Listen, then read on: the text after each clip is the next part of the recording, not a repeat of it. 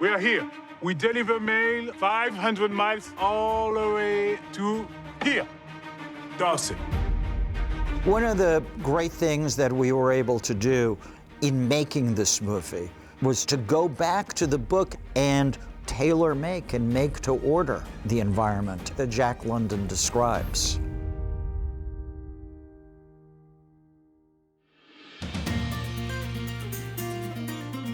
We have to always remember that the place is a character. And so I think that one of the things I have to constantly remind myself is to back up once in a while and let the audience see where this is occurring, whether it's in a forest or it's on a river valley or it's on that giant orchard at the beginning of the film. Let people understand where this is taking place, because the place itself is part of the story. This is great. Dawson is one of my favorite things because it's this little tiny town that's way, way out in the middle of nowhere. And we had a certain amount of Dawson built, but the rest of Dawson is all there. There's an extremely rich variety of environments that we can draw from in this story. From Santa Clara Valley, 1890s, we go up the Alaskan fjords, across the notorious Chilkoot Pass, and down the Yukon River, and in the middle of a brutal Arctic winter as well. Later in the spring, we're going to be going through the mountains and valleys of the Yukon to the pristine wilderness. We're seeing the spectacle of the Klondikers swarming over the land, scraping away at the earth, trying to find the gold. And that geographical shift corresponds with the shifts that are going through Buck. He starts off as a companion and goes through being a working dog and ends up being more of his true essence by the end. So the environments from the beginning to the end want to reflect that change. We fall all together, but so do we get up as one. We wanted to control color as you move through that journey. So we start in Santa Clara with this kind of autumnal richness. And we kind of played with that richness, and then it goes into a desaturation as we start making the journey when Buck moves up north into Alaska. And then we start bringing color back into the picture at various points where Buck and Spitz have their fight. It's kind of an homage to the fight in Bambi, where you don't see all the violence, but you're going to see the color of the auroras playing off of what is taking place that you don't see. And then we wanted to introduce color into Dawson, but we wanted to hold it back, so we talked about hand-tinted photographs. Here's your mail! Did you see that? Our rivers were man-made rivers that look absolutely real. We could throttle the rivers. We could actually adjust how fast the river ran. It made things so much more easy on the day we shot it. It's good, Buck, but more like this. Because there were elements of the physical environment that you had to imagine. Some people might think that's something special. It's really the same thing that you do when you're acting all the time. You have to imagine things that are not there. You have to imagine that a camera crew is not there. You have to imagine that you're in the cold wilderness. There are a lot of things you have to imagine. So that's the fun of it. One of the things you can do for actors is put them in physical sets. You may have to extend that environment through a computer enhancement for the audience later, which will give the actors something real to relate to. And we did that, and I thought that was very useful. When you research something like this, there's so many stories that come through that you could sort of go down here or go down there. So it was just part of creating that richness of colour, and that there are all these cultures there arriving and setting off on this gold rush. And all these people from all over the world had come in for this unique moment in this very convoluted time period. It's about trying to create an atmosphere, given that we're filming something that's supposedly minus 30 midwinter in plus 30 Santa Clarita, which was a challenge in itself. The colours we chose were to sort of evoke more that folkloric world that Chris wanted, rather than a sort of grittier monochromatic palette. So there was a lot of pinks and reds came through, and I sort of likened that to the salmon. And when you see Mercedes and how their reds and pinks are more like a coloured stain, everything else is more neutral. So we try and use pops of colour here and there for little beats as we go along. You promised me gold. Where is it? In the dogs?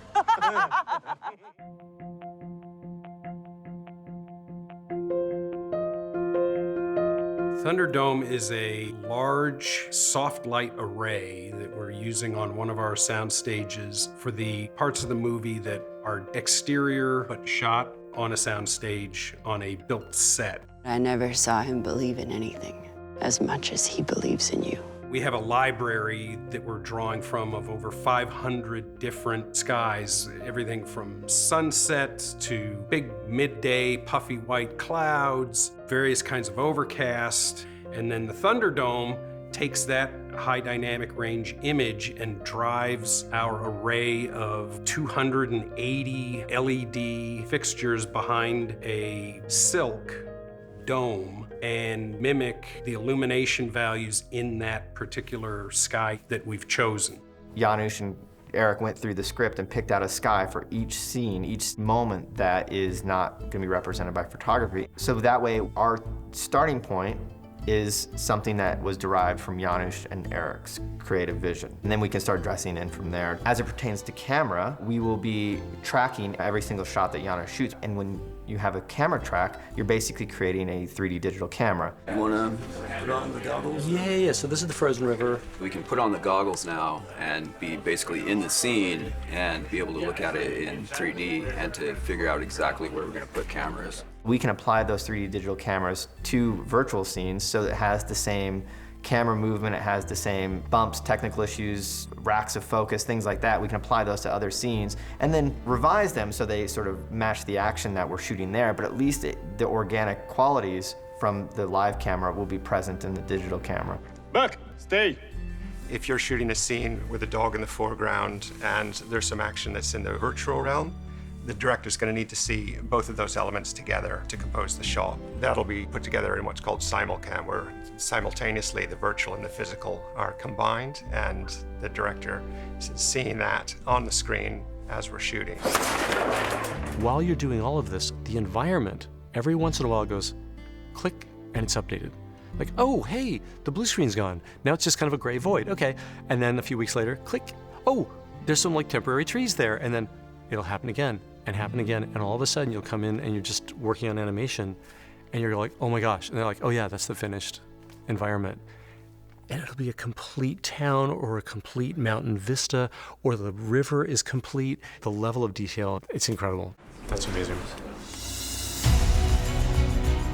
I think I was 10 years old, more or less, when I first read The Call of the Wild. And I remember parts of it quite vividly. It's a heartbreaking story, whether you're 10 or whether you're my age. It's so much more than a simple story about a man and his dog and their adventures in the North. What am I gonna do with you?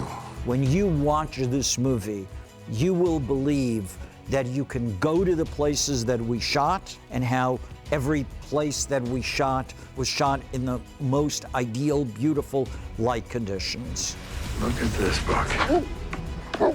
There's such incredible value in just giving everybody who's in front of the camera and behind the camera a sense of the feeling you get when you walk out on the street and it's all snowed and you have all the townspeople all decked out in the fabulous wardrobes of 1890s Yukon. It makes you feel like you're there.